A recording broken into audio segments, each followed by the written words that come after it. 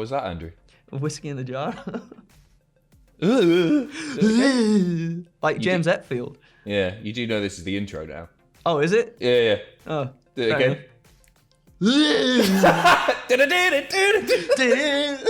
Hello and welcome to your Cultaholic morning news show. I'm Adam Pacitti. This is Phil Lynott. Is that yes. right? Yeah, Phil Nailed Lynott. it! Yep. And it's time for some wrestling news. A WWE superstar has retired.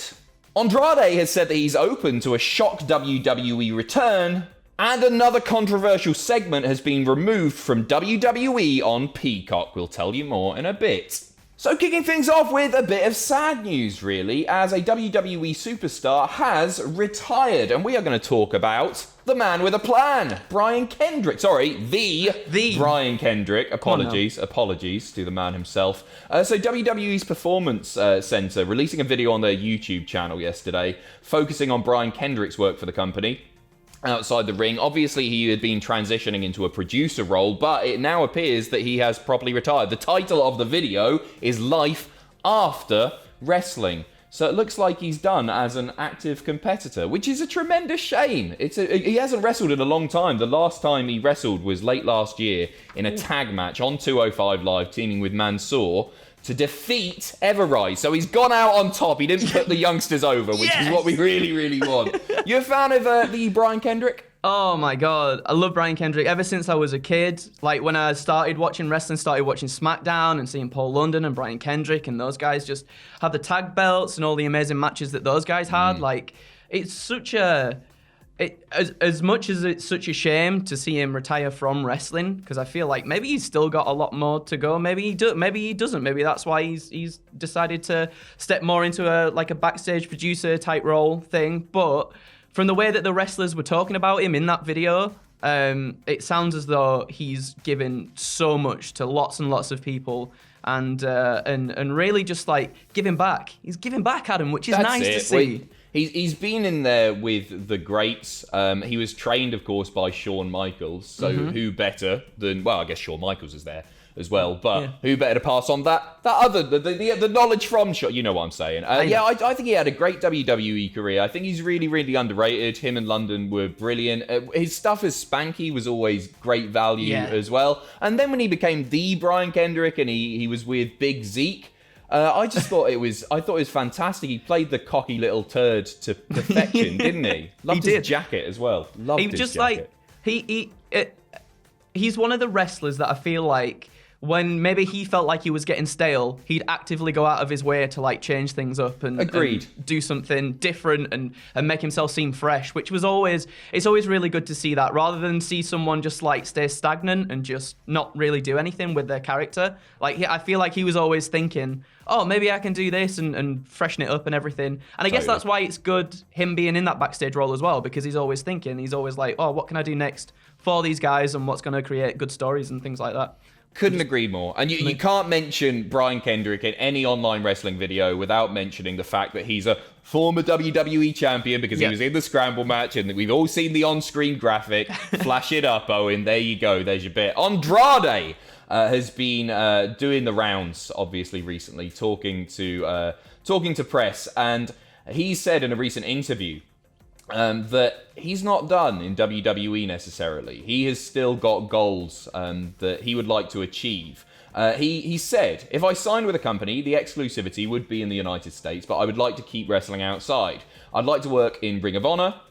I'd like to go to New Japan and Mexico. I'd like to wrestle in AAA as much as in CMLL, but I don't just want to sign with one company. So I expect to see him all over the place. But he also noted that there's other stuff that he wants to accomplish in WWE, specifically becoming WWE champion. And he cited Drew McIntyre's path as one that he would like to follow. So somebody who, obviously, he got the WWE contract and then he left and he really proved himself on the independent circuit. And all around the world, Drew did amazing work, came back, and then he became WWE champion and is doing some of the best work of his career right now, if not the best. So it looks like that's his plan. I'd like to see him back, but I think that's a really sensible path to be taking. Yeah, and I mean, isn't this always the case with a lot of wrestlers? Like, when they grow up, they just want to be WWE champion. Like, they see the WWE as like the final thing in their career right there. And this would be so nice for him to come full circle, I guess, if that's what he really wants to do as well. Because like you were saying, especially with Drew, like goes away and does the indie stuff, gets so much better, and then comes back and really proves himself. And I can see Andrade doing that too, because he's got so much potential. We always say this, don't we? Like, people are so underutilized and whatnot, but seeing Andrade come back and seeing him on top would be phenomenal, because I might just imagine the matches that he would have as well. Totally. That is just, yeah. Fingers crossed for you, buddy. Next up, some details on some scrapped NXT plans. Volta has spoken to Sports Illustrated, and the topic of one Finn Balor came up. What did he say, Andrew? He said, "We have never wrestled before. It's definitely one of the matches I'm very motivated to have. Especially right now, this is the best Finn Balor I've ever seen. The way he carries himself, the way he carries the company, it's fantastic. His title reign, that's what a title reign should look like. His title matches, that's what title matches should look like. We were supposed to wrestle before the pandemic started, but we got interrupted. It's a match I would like to have. The circumstances, whether he is NXT champion or whether I will be NXT UK champion, I don't know, but it is a match I would very much like to happen." Ooh, what's he saying there? Or whether I will be NXT UK champion? You're not meant to talk like that, Big Volta. He's trying to keep suspense. He's going to hold that forever, though. He's just going to cave in Ciampa's chest. We know that's going to happen. He's dropping the belt, isn't he? He's got to be dropping the belt to Ciampa, surely. No way. So yeah, this would have no doubt headlined NXT UK Takeover Dublin, and what a match that would have been. Hopefully we get there. Hopefully we get there. I think we will. I think at Takeover, perhaps just foreshadowing it. I think Balor drops the belt to Cross, and Ciampa loses to Walter, so Walter holds his title still. Yep. And then that's when we get into that match that could have never happened, especially since now Walter's obviously back on the US NXT, so they're both on the same brand now. That can happen. So yeah, totally. Well, it's a match that I'd absolutely love to see. Speaking of NXT, Taya Valkyrie's NXT debut appears to be less than 2 weeks away. We saw some vignettes last night, didn't we, Andrew? We did, yeah. So on last night's NXT episode, so there's a series of videos where a Pomeranian dog, it was shown entering the performance center, and it was running around the building. So she's dressing up as a big pom, and it's going to be fantastic. Looking forward to it. Move it. No, go on. So the final video, it ended with the dog finding a woman who was wearing heels, and only the woman's legs were shown, though. Only the legs were shown. But a message on the screen. They did this with Carmella, didn't they? Yeah, they did. Like a set of pins. And the message just said on the screen, "See you April 13th." And the message was signed by Frankie. From Frankie and Benny's? I don't know. Frankie Boyle. Frankie Boyle. From FURB. Remember that? Nope. F what I say, it don't mean S now. Oh, F yeah. Yeah, with Eamon Holmes. Eamon Holmes. So yeah, last month WWE filed a trademark for the name Frankie Monet. So it looks like that's going to be her name. Looking forward to it. She's really good. Like, as a character in wrestling, I think she's tremendous. And April 13th is, of course, when NXT is moving to Tuesday nights. That has been officially announced now. Yeah.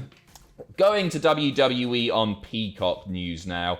PW Insider reporting that another segment has been removed from Peacock. I think this one is something that we were all expecting to be removed, to be honest. It's when DX dressed up as the Nation of Domination and obviously featured various members doing blackface. It's from the July 6th, 1998 episode. That will not... it's not yet on Peacock, but it was removed from a video package that aired during the SummerSlam 1998 broadcast. So that's been cut. They recapped it on the SummerSlam 98 thing. That's on there. It's gone, so it's going to be gone from the episode 2, no doubt. And I totally understand why they're doing this. It concerns me. I'm not complaining about them removing this specific segment. There's going to be a hell of a lot that they need to remove from those Attitude Era Raws. And to me, I think companies like Warner Brothers and Disney deal with this quite well, and they show these things in full with a disclaimer saying that they might depict ethnic and racial prejudices, but to not present them as they were originally created, would be pretending that these things didn't happen. And I think it's important to learn from mistakes. And don't get me wrong, these things should have never happened. They're incredibly offensive. They're really nasty things to do, I think.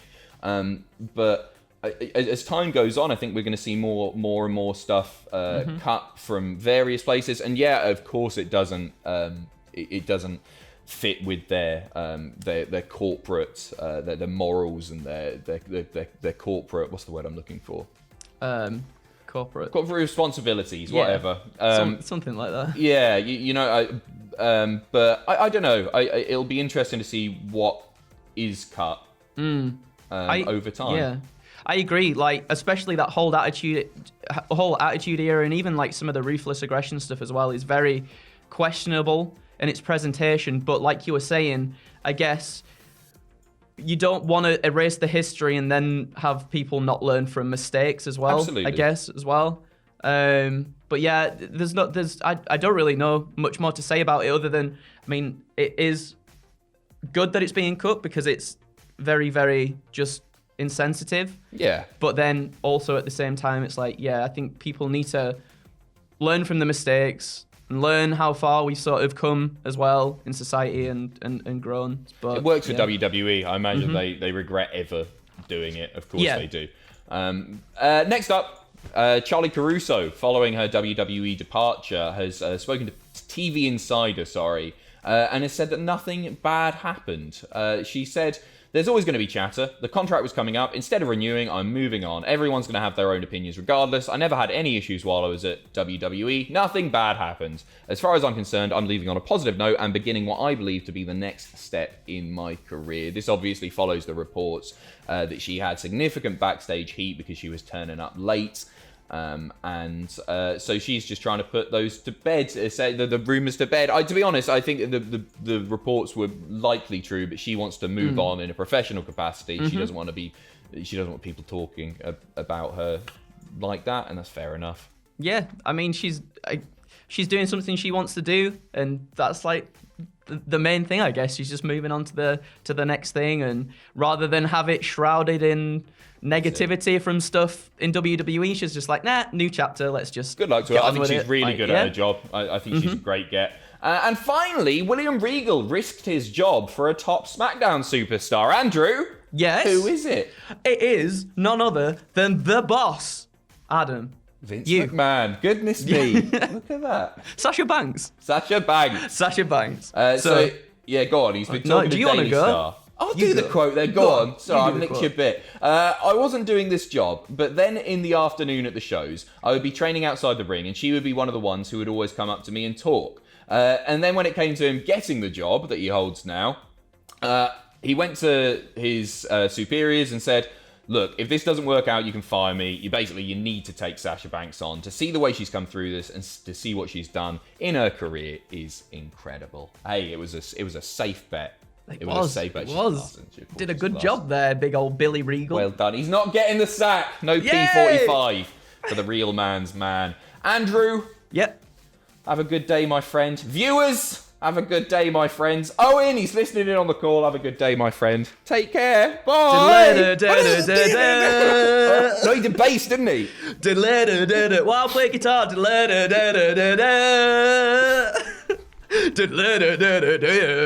See ya. Bye.